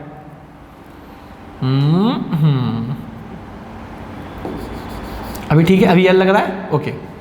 अब आपने क्या कहा? आपने कहा एल है और एक लाइन क्या कर रही है? इसको इंटरसेक्ट कर रही है। अब देखिए, या तो आपने एल बोला या फिर आपने क्या बोला कि एक लाइन है जो आपको एल को इंटरसेक्ट कर रही है। कहीं ना कहीं आपने कंटिन्यूएशन में बात की कि नहीं करी? बिल्कुल बात करी। ये जो बच्चों बात हो रही है किस में हो रही है? अरे ये बात कंटिन्यूएशन में हो रही है कि नहीं हो रही है? या तो हम इस एल के बारे में बात करेंगे या फिर इस डॉटेड लाइन के बारे में, स्ट्रेट लाइन के बारे में बात करेंगे। कभी आपने ऐसा नहीं कहा कि सर एक सीधी लाइन है, फिर एक टेढ़ी लाइन है और फिर एक डॉटेड लाइन है। यानी कि यहाँ पे क्या फॉलो हो रहा है? लॉ ऑफ कंटिन्यूएशन, कि whatever we study the continuous pattern. Law of closure. Law of closure बहुत सिंपल है, बहुत ईजी है, बहुत ही इंटरेस्टिंग है। ठीक। Tendency to perceive incomplete stimulus in a complete manner, यानी कि हमारी एक आदत है कि हम कई बार इनकम्प्लीट चीज़ों को भी कंप्लीट पैटर्न में पढ़ लेते हैं। देखिए कैसे, अब मैंने स्क्वायर बनाया, क्या बनाया है स्क्वायर। अगर कैमरा की विजिबिलिटी अच्छी होगी तो आपको ये दिखेगा कि यहाँ पे जो कॉर्नर्स हैं ये कनेक्टेड नहीं है, कॉर्नर्स क्या है, कनेक्टेड नहीं है, बट फिर भी आप इसको क्या बोलोगे कि ये क्या है, स्क्वायर है, और ये क्या है, ट्रायंगल है। ठीक, कई बार ऐसा होता है टीचर क्लास में लिखता है, अब जैसे मान लो मैं एक स्टेटमेंट लिखता हूँ कि बायोलॉजी, ठीक, क्या ये प्रॉपर पैटर्न में लिखा है, नहीं लिखा है, लेकिन आप आइडिया लगा लोगे कि यार सर ने ये भी लिखा है। ठीक, या अगर मैंने मान लो लिखा कि रिसर्च, ठीक, इनकम्प्लीट पैटर्न में लिख दिया, लेकिन फिर भी आपका माइंड क्या करेगा, इसको कंप्लीट पढ़ेगा, क्योंकि यहाँ पे फॉलो होता है law of continuity. Law of continuity, क्या ये बात आपको समझ में आई? आई होप आपको आई होगी। अभी तक हमने क्या पढ़ा, हमने अटेंशन पढ़ा, क्या पढ़ा, अटेंशन पढ़ा। अटेंशन के बाद हमने क्या पढ़ा, परसेप्शन पढ़ा। अब हम क्या करेंगे, थिंकिंग, यानी कि सोचना, विचार, ख्याल, ख्वाब, ये सब किस में आ रहा है, थिंकिंग में आ रहा है। और अगर थिंकिंग के बारे में बात करें तो क्या है थिंकिंग, क्यों सोचते हैं, क्या सोचते हैं, कैसे सोचते हैं, कितना सोचते हैं, अच्छा सोचते हैं कि खराब सोचते हैं। एग्जाम्पल्स के साथ समझेंगे। सोचना ही क्यों है, कहते ना कि सोच को सोच कर मैं क्या नाम दूं, कि वो सोच ही तो है कि सोचने से सोच पैदा होती है। काफ़ी कॉम्प्लिकेटेड लगा होगा आप लोगों को, लेकिन अगर आप इसका मीनिंग निकाल पाएँ तो एक बहुत डीप बात है। थिंकिंग के बारे में बात करते हैं। Thinking is a mental activity, भाई ब्रेन का इन्वॉल्वमेंट है तभी तो हम सोच पा रहे हैं कि नहीं सोच पा रहे हैं। कौन सा लोब हमारे इसमें इन्वॉल्व है, frontal lobe, parietal lobe, temporal lobe, occipital lobe, please let me know.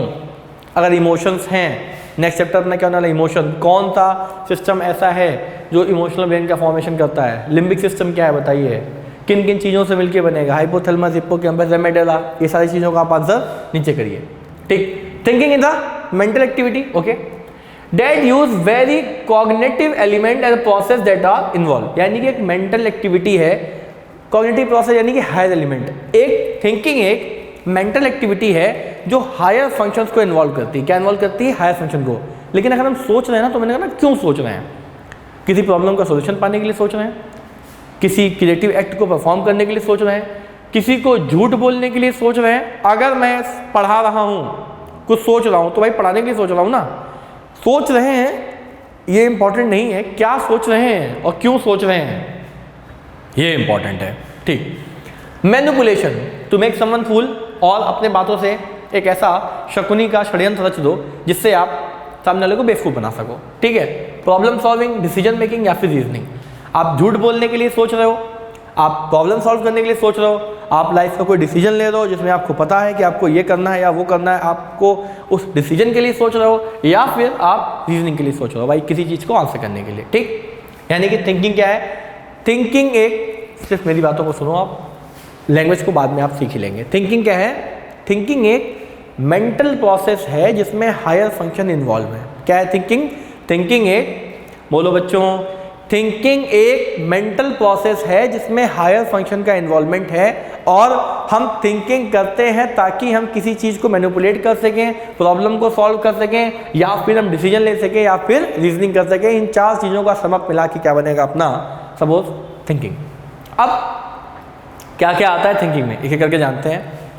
Core element, mental representation, concept, schema और लैंग्वेज, ये सारे एक तरीके से समझ लीजिए कि आप पिलर्स हैं। क्या हैं, पिलर्स हैं, किसके, थिंकिंग के। एक एक करके हम समझेंगे कि ये एलिमेंट, ये पिलर्स हमसे क्या कहना चाह रहे हैं। अभी सिर्फ थिंकिंग के बारे में आप इतना जानिए कि थिंकिंग कुछ नहीं, थिंकिंग सिर्फ और सिर्फ एक मेंटल प्रोसेस है जिसमें हायर फंक्शन का क्या है यहाँ पे इन्वॉल्वमेंट है। ठीक, थिंकिंग क्या है, पहला मेंटल रिप्रेजेंटेशन। क्या है, mental representation, okay,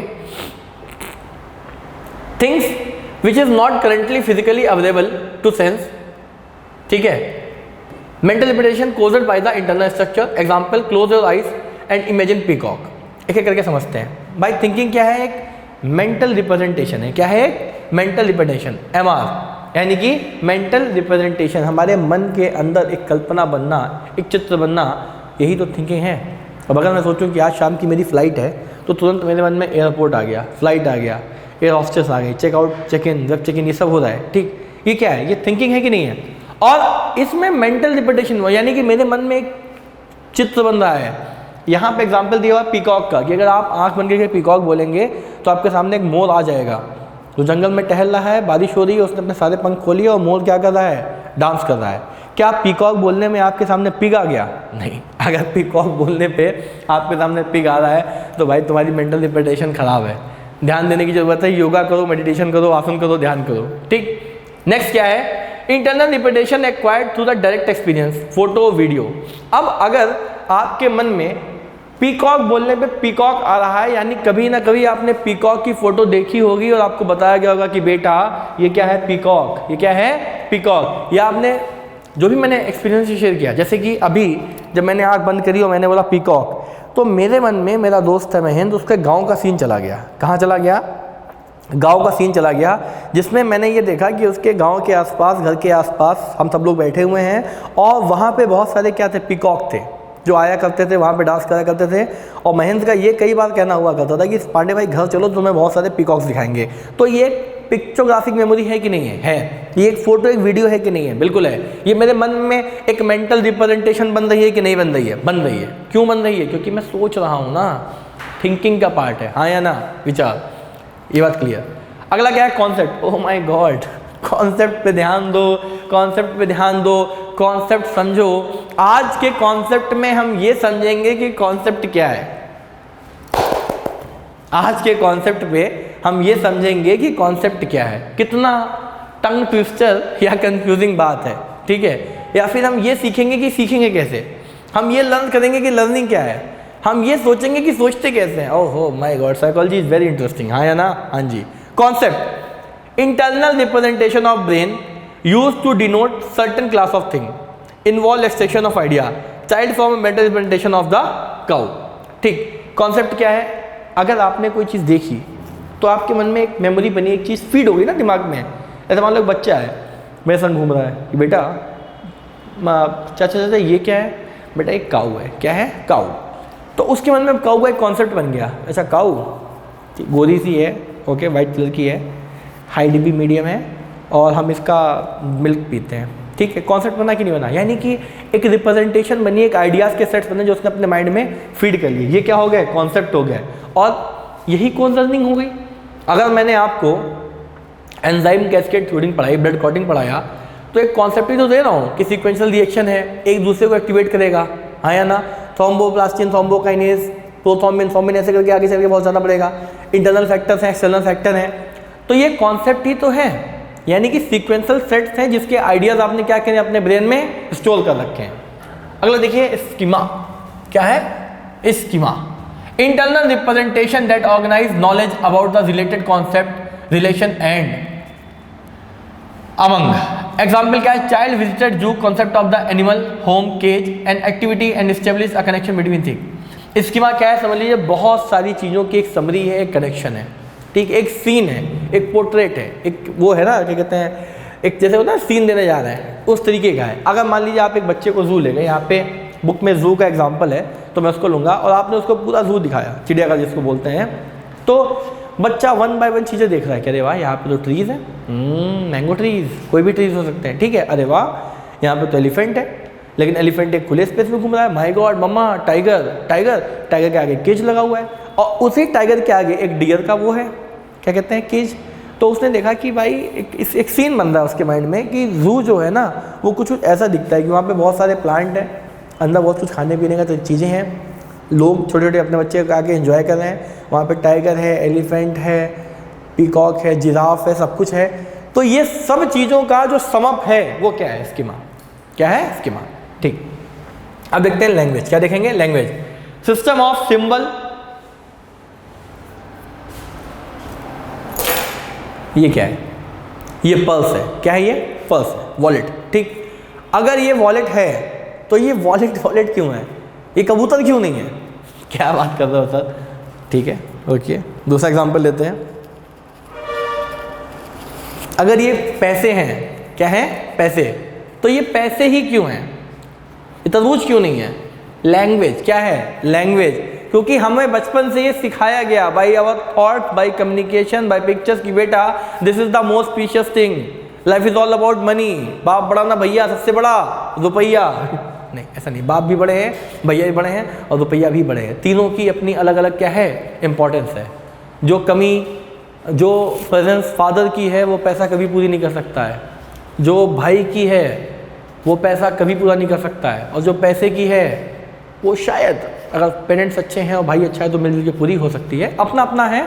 opinions are always based on the experiences. ये मेरे फैमिली के एक्सपीरियंसेस हैं तो ये मैंने बताया। हो सकता है आपकी फैमिली में फादर के एक्सपीरियंस अलग हो, भाई भाई आपस में लड़ रहा हूँ, but touch would by the grace of God मेरा भाई ऐसा नहीं है जिसके लिए पैसा इंपॉर्टेंट हो, उसके लिए फैमिली इंपॉर्टेंट है। तो मेरे में ये चीज़ें बदल जाती हैं, आपके अपने एक्सपीरियंस के हिसाब से हो सकता है चीज़ें अलग। ओके, तो ये पैसा पैसा क्यों है? क्योंकि लैंग्वेज, हमने क्या किया, इस कागज के टुकड़े पे जिस पे गांधी जी का फोटो बना है इनको पैसा वर्ड दे दिया, यानी कि एक सिंबल एसोसिएट कर दिया। बच्चे पूछेंगे ये क्या है बेटा? पापा ये पैसा है। क्यों? गांधी जी की फोटो बनी है, 500 रुपीज़ का नोट है। हम इसको वाटरमेलन तो नहीं बोल देंगे ना, नहीं। एग्जाम में किसका दिया है एग्जाम्पल? कैट का दिया है कि अगर आपको एक कैट दिखती है, बुक में कैट है, तो भाई बच्चे ने पूछा है क्या है बेटा? ये कैट है। तो कैट क्या है? कैट एक लैंग्वेज है कि नहीं है? है। और language will help you in the learning. दुनिया में सबसे कठिन काम अगर कुछ है तो लैंग्वेज को सीखना है। क्या कठिन काम है? लैंग्वेज को सीखना। क्यों? क्योंकि language is the most difficult thing to learn. अगर आपसे बोला जाए जाइए कोरियन लर्न करिए, इटालियन लर्न करिए, इम्पॉसिबल है। लेकिन अगर वही छोटा बच्चा जो 5 साल तक का है वो एक ऐसे इन्वायरमेंट में चला जाए जहाँ पे ये भाषाएं बोली जाती हैं, उसके लिए बहुत ईजी है। क्यों? क्योंकि ब्रेन का डेवलपमेंट 90-80% कब तक हो जाता है आदमी का? 5 साल तक ही हो जाता है। तो ब्रेन इवॉल्व हो रहा है, साथ ही साथ आप उसको बहुत सारी डिफिकल्ट चीज़ें इवॉल्व करा रहे हैं। लेकिन कंडीशन ये है कि वो बच्चा एक पर्टिकुलर इन्वायरमेंट में रहना चाहिए। अगर बच्चा 4-5 लोगों के बीच में रह रहा है, पंजाबी, तमिल, तेलुगु, मलयाली, हिंदी, इंग्लिश, अरबी, उर्दू, तो बच्चे का तो फिर कन्फ्यूज माइंडसेट हो जाएगा ना। इंस्टेड ऑफ सेइंग हे माई I am going to the market, बोला हे माँ अन्ना आई मैं जाई, ऐसे ऐसे बोल देगा वो। क्यों? क्योंकि सबका एक्सेंट क्या हो जाएगा? मिक्स हो जाएगा। आगे देखिए, हम बात करेंगे टाइप्स की कि भाई एक थिंकिंग क्या टाइप की होती है? एक होती है प्रॉब्लम सॉल्विंग, एक होती है क्रिएटिव थिंकिंग। अगर आप सोच रहे हैं, क्यों सोच रहे हैं? या तो आप किसी प्रॉब्लम का सोल्यूशन सॉल्व करने के लिए सोच रहे हैं, सोल्यूशन ढूंढने के लिए ढूंढ रहे हैं, या तो आप क्रिएटिव बनने के लिए सोच रहे हैं कि चलो भाई कितना करते हैं, ऐसा करते हैं, क्रिएटिव हो जाते हैं। क्या करते हैं? क्रिएटिव हो जाते हैं। और अगर आप क्रिएटिव हो रहे हैं या प्रॉब्लम सॉल्व कर रहे हैं, दोनों में higher function, mental representation, thinking involve है कि नहीं है? बिल्कुल इन्वॉल्व है। अब हम जानेंगे कि भाई अगर प्रॉब्लम सॉल्विंग वाली थिंकिंग है तो क्या है और क्रिएटिव थिंकिंग है तो क्या है। दोनों को वन बाय वन हम इसको समझेंगे। देखिए पहला क्या है? पहला हम पढ़ेंगे प्रॉब्लम सॉल्विंग, उसके बाद हम क्या पढ़ेंगे? क्रिएटिव थिंकिंग, उसके बाद हम क्या पढ़ेंगे? Creative thinking. दोनों के एग्जाम्पल जो बुक्स में है सिर्फ और सिर्फ उस पर बात करेंगे, उसके अलावा बात नहीं करेंगे। ठीक, पहला है प्रॉब्लम सॉल्विंग। पहला क्या है? Problem solving. देखिए, refers to the process of finding a solution. भाई प्रॉब्लम सॉल्व कर रहे हैं तो क्यों सॉल्व कर रहे हैं? प्रॉब्लम नहीं है, प्रॉब्लम का सॉल्यूशन ढूंढना प्रॉब्लम है। क्या प्रॉब्लम है? प्रॉब्लम का, अरे कार्तिक आर्यन ने बोला है ना कि प्रॉब्लम, मेरी प्रॉब्लम ये है कि जो बहुत बड़ा सा वो एक मोनोलॉग है, बहुत फेमस हुआ था वो। तो प्रॉब्लम नहीं है बच्चों, प्रॉब्लम का सॉल्यूशन ढूंढना प्रॉब्लम है। हाँ या ना? भाई मेरे घर में पानी नहीं आ रहा है, ठीक है, कोई बात नहीं, सॉल्यूशन क्या है, कैसे इसको फाइंड आउट करें? यहाँ पे पढ़ते हैं कि भाई सबसे पहले क्या करना है? Defining a problem. पहले तुम यही फाइंड आउट कर लें कि समस्या है क्या। भाई मेरा पढ़ाई में नहीं मन लगा था, मेरी प्रॉब्लम है, लेकिन वाई, ये प्रॉब्लम है तो क्यों है? Defining a problem, identify and defy a problem correctly. If a person define correctly in a way you will never find a problem. यानी कि अगर आपकी जो प्रॉब्लम है उसको आप सही से आइडेंटिफाई करिए। अगर आपने प्रॉब्लम का आइडेंटिफिकेशन ही गलत कर दिया तो आप कभी उसका सॉल्यूशन नहीं पा पाएंगे। तो प्रॉब्लम का करेक्ट आइडेंटिफिकेशन होना बहुत इंपॉर्टेंट है। एग्जाम में लिखा है, एग्जाम्पल लिखा है कि भाई baby is crying due to stomach ache, यानी कि बच्चा रो रहा है क्योंकि उसके पेट में दर्द हो रहा है, बट मम्मी को लगा कि बच्चा भूखा है, उसको उसने खाना दे दिया। तो क्या ये प्रॉब्लम कभी सॉल्व होगी? नहीं, वो और रोएगा, और रोएगा। क्यों? अरे एक तो पेट में दर्द है, ऊपर से खाना खिला रहा हो, वो बोल ही सकता। बेबी की लैंग्वेज है क्राई। याद करिए, जब भी बच्चा रोता है तो अपने शब्दों में कुछ ना कुछ कहना चाहता है, या तो डिस्कम्फर्ट फील कर रहा है या तो भूख लगी है। तो इंटरप्रिटेशन करना, defining a problem is the most important step. सबसे पहले तो ये फाइंड आउट करिए कि प्रॉब्लम है क्या। नेक्स्ट है जनरेटिंग अल्टरनेटिव सॉल्यूशन। चलो भाई एक अल्टरनेट सॉल्यूशन देखते हैं। सपोज करिए every problem has various solution. Her problem का बहुत सारे सॉल्यूशंस हैं। अगर आपका पढ़ाई में मन नहीं लग रहा है, क्यों नहीं हो रही पढ़ाई, ठीक है, तो इसका एक सॉल्यूशन ढूंढिए ना। कि भाई मुझे ना ये सब्जेक्ट समझ में नहीं आता है, रीस्टार्ट, वापस से पढ़िए, एक अलग पैटर्न, एक अलग अप्रोच के साथ एक अलग पैटर्न, एक अलग अप्रोच के साथ उसको पढ़िए। ठीक, अगर तबीयत खराब है आराम कर लीजिए, डॉक्टर के पास चले जाइए, मेडिसिन खा लीजिए। तो हर प्रॉब्लम के बहुत सारे सॉल्यूशंस हैं कि नहीं है, बट करेक्ट सॉल्यूशन ढूंढना एक सबसे अच्छी बात है। देखिए यहाँ पे क्या लिखा है, every problem have a various solution. या एग्जांपल हेडेक, अगर किसी को हेडेक हो रहा है तो उसको क्या बोलेंगे, आराम कर लो, मेडिसिन ले लो या फिर सोने चले जाओ।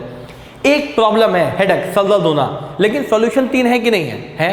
या तो आप आराम कर लीजिए, या तो आप दवा ले लीजिए, या तो आप सोने चले जाइए। नेक्स्ट क्या है, सिलेक्टिंग अ सॉल्यूशन। अब देखिए प्रॉब्लम एक आइडेंटिफाई करी, सॉल्यूशन बहुत सारे हैं, लेकिन हमें क्या करना है, करेक्ट सॉल्यूशन को सिलेक्ट करना है।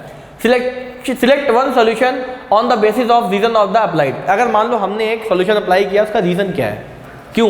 क्योंकि पास्ट एक्सपीरियंस कहने का इन्वॉल्व हुआ कि भाई जब मेरे सर में दर्द होता है तो मैं सो जाता हूँ, जिससे मेरी अगर नींद पूरी ना हो तो मुझे जुकाम हो जाता है। ठीक, ऐसे सबकी अलग अलग प्रॉब्लम हो सकती है। Problem example, patient recall meditation helps him by reducing the pain. Okay, अगर मान लो किसी पेशेंट को पेन है, दर्द है, सर दर्द हो रहा है, उससे ध्यान लगाए, ओम नमः शिवाय, क्या कर रहा है, मेडिटेट कर रहा है कि नहीं कर रहा है? हालांकि मेडिटेशन करना इतना आसान नहीं जितना हमें लगता है। Breathe in and breathe out is not all about meditation. Meditation एक बहुत डीप टर्न टॉपिक है, उस पर बात नहीं करेंगे क्योंकि मैं यहाँ पे योगा नहीं पढ़ा रहा हूँ। ओके, तो ये आपको समझ में आया कि नहीं आया? आया, बिल्कुल आया। ओके, अब क्या करना है, सबसे पहले क्या किया, हमने प्रॉब्लम को आइडेंटिफाई किया। हर प्रॉब्लम के बहुत सारे सॉल्यूशंस होते हैं, वो हमने देखे। हमने एक सॉल्यूशन सिलेक्ट किया। Implementation and follow up the solution, person tries certain and evaluate on the basis of the outcome, benefit go back. यानी कि पर्सन क्या करेगा, पर्सन बहुत सारी चीज़ों को इवेल्युएट करेगा और एक चीज़ पिकअप कर लेगा। क्या करेगा, एक चीज़ पिक कर लेगा। अगर वो चीज़ फॉलो नहीं करती तो वो वापस से जाएगा और सॉल्यूशन ढूंढने की कोशिश करेगा। लेकिन इतना टाइम काहे को वेस्ट करना भाई, सर में दर्द हो रहा है, go and visit a doctor man, he will find a problem solution, proper solution. ये भी तो हो सकता है कि सर में दर्द आपको माइग्रेन की वजह से हो रहा हो सकता है आपके ब्रेन में कोई ट्यूमर हो रहा हो। तो अपना डॉक्टर खुद नहीं बने, don't try to find out the answer on the Google, या फिर हर समस्या का समाधान पैरासीटामोल नहीं है। Paracetamol in India is the drug of choice. आगे देखते क्या है, ये क्या थी, प्रॉब्लम सॉल्विंग थी। अब क्या है, क्रिएटिव थिंकिंग के बारे में बात करेंगे। किसके बारे में बात करेंगे, क्रिएटिव थिंकिंग, क्रिएशन करना, कुछ बनाना।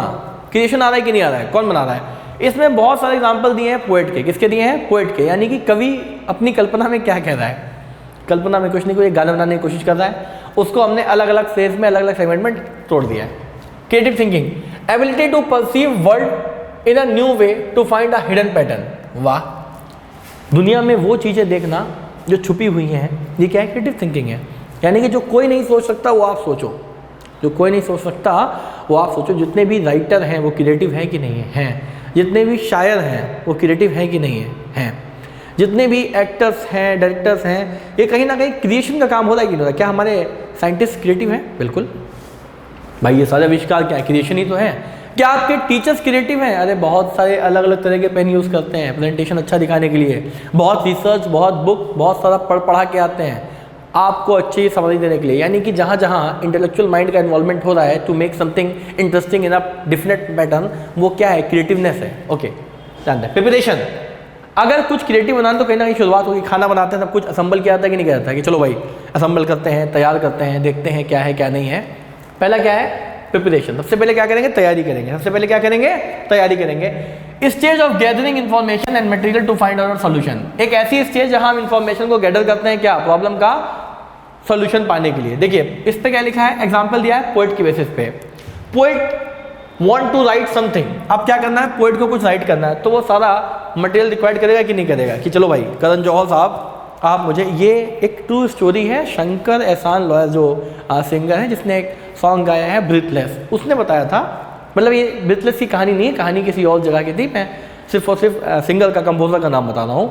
भाई करण जौहर ने हमको बोला कि अपने को क्या करना है, एक सॉन्ग बनाना है और आपको जो भी फैसिलिटी चाहिए वो आपको मिलेगी। इन्होंने कहा ठीक है, हमें वेकेशन चाहिए, हमें पानी चाहिए, हमें स्टोरी चाहिए, स्क्रिप्ट चाहिए।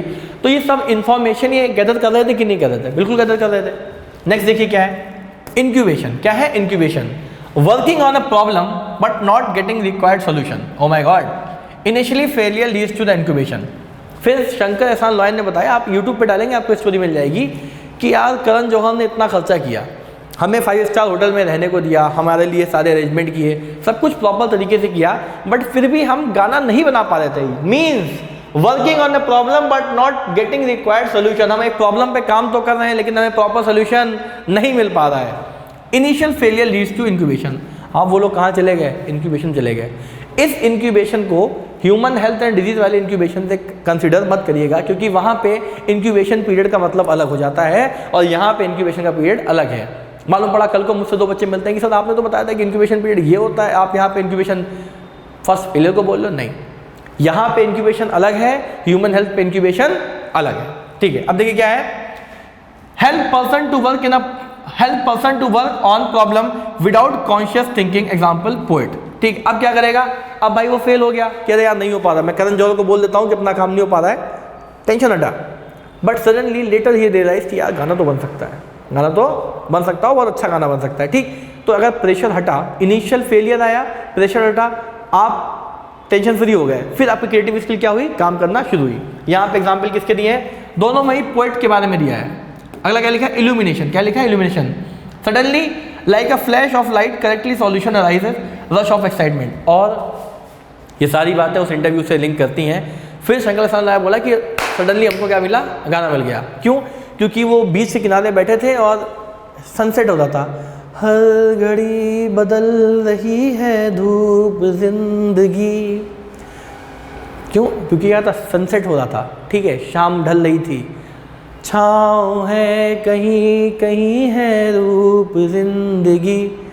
कहीं पे छाँव थी, ठीक है, कहीं पे लोग मज़े कर रहे थे। क्या है? पोएट है, कवि है, राइटर है, उसने देखा सबको, फिर देखा एक फैमिली एंजॉय कर रही है। हर पल यहाँ जी भर जियो, जो है समा कल हो ना हो। प्लीज़ इसको देखिएगा, हर घड़ी बदल रही है धूप जिंदगी। ये चीज़ें आपको समराइज हो गई होंगी। लास्ट क्या है? वेरिफिकेशन। अब जब सॉन्ग लिख लिया तो भाई वेरिफिकेशन भी तो होगा कि अरे जो मैंने लिखा वो सही लिखा कि गलत लिख दिया। हर घड़ी बदल रही है धूप जिंदगी, छाँव है कहीं कहीं है रूप जिंदगी, हर पल यहाँ जी भर जियो, जो है समा कल हो ना हो। ये जो कल हो ना हो ये इनकी मूवी का टाइटल था। ठीक है, तो यानी कि लास्ट में वेरिफिकेशन भी तो किया कि भाई कल हो ना हो बोला कि नहीं बोला। ऐसा नहीं कोई मिल गया बोल दिया, उल्टा दूसरी फिल्म को ले दिया। यानी कि सब चीज़ों को वापस से सिंक्रोनाइज करना, सिंक करना, असम्बल करना और चेक करना, it is called what? Verification. Example, new solution still need to be tested. Example, quick look in the poem in case of the correct required. यानी कि पोएम पे करेक्ट लुक करना। This was all about the creative thinking. आगे बढ़ेंगे, last slide है, hardly 5 minute, उसके बाद अपना चैप्टर खत्म। आगे है लर्निंग, यानी कि हम ये जानेंगे कि सीखते कैसे हैं। लर्निंग क्या है? एग्जाम में पेपर है, रट्टा मार लिया कि प्रेशर कुकर की जब तक सीटी ना बजे, ऐसा था ना यार, रट्टा मार। स्टूडेंट ऑफ द ईयर में सब अपना अपना ऐसा उसको कंबल को ओढ़ के टॉस मार के पढ़ रहे हैं, रट्टा मार, ओ टपक टपक के सर गिरा दे प्रेशर की दीवार, रट्टा मार। रट्टा नहीं मारना है, रट्टा मारना एक सोल्यूशन नहीं है। वो उसे बोलते हैं बच्चों वॉमिट स्टडी, कि आप गए आपने जितना पढ़ा है रात भर बस वॉमिट कर दिया, लिख दिया, चले आए। ये थोड़ी ना करना है, अपने को क्या करना है? सीखना है। और सीखेंगे कैसे? जब हम किसी चीज़ को बार बार प्रैक्टिस करेंगे। यहाँ पे बताया गया है लर्निंग के बारे में। Learning is not about writing an exam, learning is not about to dance. Learning क्या है? Permanent change in behaviour is learning. What? Permanent change in behaviour is learning. यानी कि अगर एक ऐसा इवेंट होता है जिसकी वजह से आपके बॉडी के अंदर एक परमानेंट चेंज आता है, उसको हम क्या बोलेंगे? लर्निंग बोलेंगे। क्या बोलेंगे? लर्निंग बोलेंगे। अरे हाँ या ना? हाँ, ठीक। Many take place because of the experience. भाई कई बार लर्निंग टेक प्लेस होती है एक्सपीरियंस, क्योंकि opinions are based on the past experiences. अगर आप गाड़ी तेज चला रहे हैं, धूम मचा ले, नागिन बने हुए हैं, और सडनली आपका एक्सीडेंट होता है, तो आपको ज़िंदगी भर की सीख मिलेगी कि बाबू सब कुछ करना है, लेकिन क्या करना है? गाड़ी तेज नहीं चलानी। लर्निंग हुई कि नहीं हुई? बिल्कुल हुई। अगर आपने अपने पापा के आने से पहले किताब खोल ली, जैसे बचपन में हम लोग क्या किया करते थे कि जैसे ही मालूम पड़ता था कि पापा आने वाले हैं, जैसे ही मालूम पड़ता था पापा आने वाले थे, हम सब बुक खोल के बैठ जाते थे और पापा आके अप्रिशिएट करते थे, वेरी गुड, पढ़ाई चल रही है। तो एक लर्निंग हो रही है कि नहीं हो रही है? बट अगर हमने किताब नहीं खोली तो पिटते थे, हर संडे मार खाते थे। ठीक, तो ये क्या है? ये हमारी लर्निंग बन रही है। ठीक, कैसी? Permanent learning. अगर permanent change in behaviour is known as learning. अगर हम किसी चीज़ को परमानेंटली सीख जाते हैं तो वो क्या है? लर्निंग है। अगर गैस पे तवा गर्म है, हमने यूँ छू दिया, न्यूरॉन्स है यहाँ पे कि नहीं है, सिग्नल पास हुआ, अरे ये तो गर्म है, तो क्या दोबारा गर्म तवे पे आप हाथ डालेंगे? नहीं डालेंगे, बिल्कुल। अगर आपने गाड़ी ऐसे क्लच दबा के एक्सीलेटर देके ऐसे छोड़ी तो जंप करता है, व्हीली बोलते हैं। ठीक, तो ये चीज़ अगर हो रही तो क्या आप दोबारा से करेंगे? नहीं करेंगे। जो चीज़ परमानेंट लर्निंग हो गई उसे क्या बोलेंगे? क्या बोलेंगे भाई? Permanent change behaviour is known as learning. By learning you will teach, by teaching you will learn. अगर देखिए क्या है, टाइप्स ऑफ लर्निंग। लर्निंग के कितने टाइप हैं? बहुत सारे साइंटिस्ट की अलग अलग डेफिनेशन दी गई हैं, अलग अलग परिभाषा दी गई है चीज़ों को समझाने के लिए। ठीक, देखिए पहला क्या है? Learning of classical conditioning. क्या है क्लासिकल कंडीशनिंग? एक बहुत ही फेमस स्टोरी है, बहुत ही फेमस स्टैंस है। किसके पॉइंट ऑफ व्यू से? साइकोलॉजी के पॉइंट ऑफ व्यू से। हर साइकोलॉजिस्ट इस चीज़ को जानता है। रशियन फिजियोलॉजिस्ट इवन पॉल ने दिया था 1928 में, experience on a dog Annabel. अब देखिए इन्होंने क्या किया था कि एक डॉग के स्लाइवरी ग्लैंड में एक पाइप लगा दिया था और जब भी उसको खाना देते थे तो मेजर करते थे कि भाई सलाइवा का सिक्रीशन कितना होता था। 2-4 बार इन्होंने ऐसा किया। ठीक है, मालूम पड़ गया कि एक पर्टिकुलर टाइम पे, एक ही टाइम पे, जैसे मान लो 12 बजे उन्होंने सेट कर लिया कि हम हर दोपहर 12 बजे डॉग को क्या देंगे? खाना देंगे। और 12 बजते ही खाना आ गया, खाना खा लिया, सलाइवा निकल रहा, सलाइवा को फील कर रहे हैं। ठीक है, ओके। लेकिन अगर आपको एज अ बायोलॉजी याद हो कि सलाइवेशन जो है वो बहुत सारी चीज़ों का इन्वॉल्वमेंट है। जब आप फूड को स्मेल करेंगे, टेस्ट करेंगे, ठीक है, देखेंगे, अगर आपके सामने में छोले भटूरे तो देख के सलाइवा जाता है। लास्ट में क्या किया उन्होंने? उसी 12 बजे के टाइम पे घंटी के साथ टंग, बेल बजी, डॉग ने ऐसा किया, क्या हो गया? खाना मिल गया। दोबारा बेल बजाई, टंग, बेल बजी, उसको क्या मिल गया? खाना मिल गया। अगली फिर बेल बजाई, टंग, डॉग को खाना मिल गया। ये कंटिन्यूअस रेपिटेशन, ये कंटिन्यूअस एफर्ट उन्होंने किया, एक बार नहीं कई बार। कितने किया? कई बार किया। और लास्ट में उन्होंने ये ऑब्जर्व किया कि एक दिन ऐसा आने लगा कि उन्होंने सिर्फ बेल बजाई और डॉग को क्या हो गया? सलाइवेशन स्टार्ट हो गया। यानी कि मेंटल स्ट्रेंथ जो है क्लासिकल कंडीशनिंग किसके साथ हो गई? बेल के साथ हो गई कि अब डॉग को बिना खाना देखे क्या लगता है? हाँ, मतलब सिर्फ बेल बज जाओ उसको लगता है क्या? खाना मिलने वाला है। हाँ या ना? ये था आपका क्लासिकल कंडीशनिंग का एक्सपेरिमेंट। दूसरा क्या गया? Child and doctor. अगर किसी बच्चे को आप पास गए और बच्चे ने देखा कि अरे मुझे तो खिलाना है, गोली गोली गोली गोली, सुई लगा दी, बच्चा रोएगा, बहुत रोएगा। उसके मन में एक लर्निंग हो गई कि भाई साहब ये आदमी जब भी आता है मोटा चश्मा लगाए, ये हमको इंजेक्शन लगाने ही आता है। बच्चा उसको देखते ही रोने लगेगा, बच्चा उसको देखते ही रोने लगेगा। ऐसे एग्जाम्पल दिया हुआ है क्लैप का और आई क्लोज का। अगर आप बोलें कि क्लैप, आइज क्लोज, ठीक है, बार बार करेंगे, एक टाइम ऐसा आप क्लैप नहीं करेंगे तो भी उसकी आइज क्या हो जाएंगी? बंद हो जाएगी। This was what? Classical conditioning. Next है learning by operant conditioning. American psychologist थे ब्रूस फेडरिक स्किनर। इन्होंने क्या किया था? रेट पे एक्सपेरिमेंट किया था। Rat learn to press the lever to gain food. भाई एक बॉक्स बनाया, उसमें एक लिवर बनाया, मतलब एक ऐसा सा पाशा जैसा बनाया, उसको दबा के पास करके क्या करना था? रेट को उस साइड जाना था और खाना खाना था। तो ऑपरेंट लर्निंग में ये मालूम पड़ा कि भाई रेट ने हर हाल में लिवर को प्रेस करना सीख लिया। क्या करना है? लिवर को प्रेस करना सीख लिया कि मान लो ऐसा बॉक्स है और यहाँ पे बटन है, बटन को दबाएंगे, इस साइड जाएंगे तो खाना मिलेगा। कंडीशन चाहे कुछ भी हो, लिवर को प्रेस करेंगे और उधर जाएंगे, खाना मिलेगा। लेकिन यहाँ पे मेरे बच्चों पॉजिटिव और नेगेटिव एस्पेक्ट भी तो आ सकता था। अगर मान लो उसको उस लिवर को प्रेस करते करंट लग जाता तो क्या वो दोबारा ज़िंदगी में लिवर को टच करता? कभी नहीं करता। कहता भाई नहीं, रिस्क है, अपने को रिस्क नहीं लेना। वो क्या करेगा? लिवर को प्रेस करेगा और खाना खाएगा। यानी कि ये भी क्या हो गई? लर्निंग हो गई। नेक्स्ट है learning by the cognitive process, यानी कि हायर फंक्शन इन्वॉल्व है। Skinner and Pavlov talking about the connection between the behaviour. Edward Tolman ने बताया कि रेट क्रिएटेड द मैप। उन्होंने क्या बताया कि अगर आप वापस से एक बॉक्स बनाए, बड़ा सा लीवर बनाए, जहां तक एक अनअप्रोचेबल कंडीशन हो रेट को पहुंचने के लिए, लेकिन रेट क्या करेगा? अपने माइंड में मैप बना लेगा और उस केज के अलग अलग कोनों पे जाके ऐसा कुछ कोशिश करेगा कि उसको लिवर को क्या करना है? प्रेस करना है और उस साइड जाए, उसको खाना मिल जाएगा। तो ये माइंड मैप हुआ कि नहीं हुआ? बिल्कुल हुआ। Learning by assimilation and accommodation. Accommodation यानी कि इकट्ठा करना, एसिमिलेट माने पूरी जगह से इधर उधर कराना। एक साइंटिस्ट का नाम था जीन पिगेट। इन्होंने बताया opinion that on the basis of the new experience. किसके बेस पे? New experience, new information will keep refining. चलो, अगर आपको ये बताया कि भाई एक एनिमल ऐसे होते हैं, कुछ एनिमल ऐसे होते हैं जो मिल्क देते हैं और मिल्क को हम पीते हैं, बेसिक इन्फॉर्मेशन है, हाँ जी है। एनिमल है जो मिल्क देते हैं जिनको हम पीते हैं, ओके। अब हमने क्या किया? न्यू इन्फॉर्मेशन आई। अब हमने बताया कि भाई ये दो तरह के एनिमल है, या तो हम काऊ का मिल्क पियेंगे या तो हम बफेलो को पियेंगे। तो ये बाइफर्केशन हो गया कि नहीं हो गया? बिल्कुल हो गया। काऊ अलग है और बफेलो अलग है। अब इन्फॉर्मेशन तो थी कि एनिमल मिल्क देते हैं, एनिमल मिल्क देते हैं, उस मिल्क को हम पीते हैं, लेकिन बाइफर्केशन आ गया कि काऊ का मिल्क अलग है, बफेलो का मिल्क अलग। तो रिफाइनिंग हुई कि नहीं हुई, यानी कि वन मोर चीज एड ऑन हुई। इसको क्या बोला गया, learning by simulation and accommodation. बाद में हम देखेंगे कि गाय का स्ट्रक्चर अलग है और बफेलो का स्ट्रक्चर अलग है, दोनों की प्रेजेंस अलग है, कलर अलग है। तो कीप ऑन रिफाइनिंग होगा कि नहीं होगा। Your first product can never be your final product. सबसे पहले कंप्यूटर बना बड़ा सा, लास्ट में टैबलेट तक आ गए, रिफाइन कर रहे हैं। लास्ट है अपना लर्निंग बाय ऑब्जर्वेशन। बैंडुला ने बताया था कि we learn many thing by observation, someone behaviour later responded. कई बार हम जितने लोगों को ऑब्जर्व करें, जैसे जो लोग मिमिक्री आर्टिस्ट होते हैं वो क्या करते हैं, ऑब्जर्व ही तो करते हैं कि अगर शाहरुख खान स्टेज पे गए, शाहरुख ने ऐसा पैर आगे किया, एक पैर पीछे किया और ऐसे ये किया, तो ये लर्न ही तो कर रहे हैं। ठीक है, शाहरुख का बिहेवियर ही तो कर रहे हैं और लर्न कर रहे हैं तो पैसा कमाना है। शाहरुख की आवाज़ बोलेंगे आई लव यू सनीटा, ठीक, उसकी आवाज़ निकालने की कोशिश कर, उसकी मिमिक्री कर रहे हैं, यानी कि कहीं ना कहीं इसके बिहेवियर से कुछ ना कुछ सीख रहे हैं। क्या करने के लिए, अपना घर चलाने के लिए। ये थे हमारे लर्निंग के 4 parameters. Last, thank you. So this was all about the chapter cognitive process. I hope आपको समझ में आया हो। कॉग्निटिव प्रोसेस में हमने बहुत सारी चीज़ों को जाना कि थिंकिंग क्या है, अटेंशन क्या है, परसेप्शन क्या है और लर्निंग क्या है। कॉग्निटिव मतलब हायर फंक्शंस के बारे में बात की। आज का वीडियो यहीं पे समाप्त करते हैं, मिलते हैं नेक्स्ट वीडियो के साथ, which is emotion. To watch more videos visit our channel Pentagon Institute. आप पे आपको केमिस्ट्री, फिजिक्स, मैथ, बायो सभी के वीडियो मिलेंगे। Thank you, have a nice day. This was doctor Sumit Pandey winding up. Thank you.